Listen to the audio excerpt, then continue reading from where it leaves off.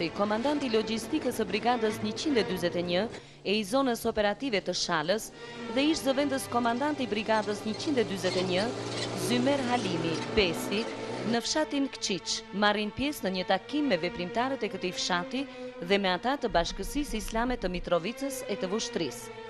Pas përfundimit të këtij takimi, siç thonë dëshmitarët, pas orës 22 ata nisen për t'u kthyer në shtabin e brigadës. Mirë po, afër Smrekovnicës, hasi në prit. Mu në këtë vend ku gjindemi momentalisht, kemi hasë në prit.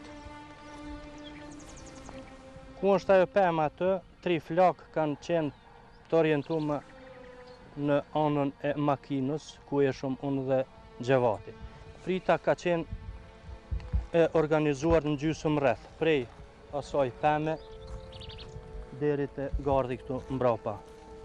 Kjo ka ndodhur diku rreth orës 22:50 minuta parafërsisht. Fishekët e parë ju ardhë në drejtim timin, unë kam qenë duke drejtuar automjetin në gjep. Në pjesën e djathtë timin ka qenë Gjevati. 2 plumat e parë i ku morë në gjaks.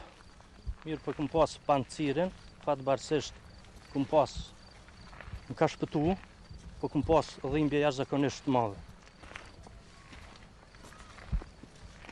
Kanë fillu sulmin pej komplet kësaj pjesës këtu. Me armë automatike, bomba dore dhe tromblon. Zymer Halimi kujton edhe fjalët e Gjevatit në ato momente teje të vështira të luftës për jetë a vdekje. Gjevati ka qenë i shtrer, afër gomave të gjipit, unë gatina, më ka lyp me dorë, më ka shtrëngu dhe ka thonë, për në zonë të gjallë. Kjo më zerë revolën, i këmë thonë, të rrinë këton këtë pjesë, kryesisht të ngarkohet për pjesën e mrapshme, kurse unë jëmë dalë deri në këtë stëm. Kam tentu që dalë deri të ajo pemë me pas shqiqimin. Ma të mirë, për arsye se këtu ma nuk unë dëgju asë gjanë. Krejt kjo ka mund të zgjas diku rreth 5, maksimumi 7 minuta. Nuk u mujtë ma rritë deri atë, të ajo pemë ku për shifët, rreth 10 metra shkum arritë në mes, dhe më thonë pe këtu i deri të pema. Disa herë Gjevati më ka thirë, a je gjallë? Po i këmë thonë, gjallë jam, majët e.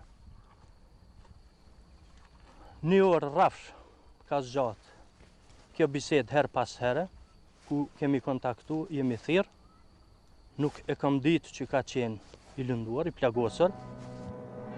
Pas 1 ore, Gjevatit dhe Zymerit u vinë në ndihmë edhe banorët e Smrekovnicës, e të Kqiqit, dhe pas ndihmës së parë mjekësore, ata nisën të dërgohen në spitalin ushtarak në Bare. Por në atë moment, në atë kohë, deri sa është bartja prej Smrekovnicës deri në Sum, Gjevati ka humbë jetën. Ja se si e përjetuan bashkëluftëtarët e tij lajmin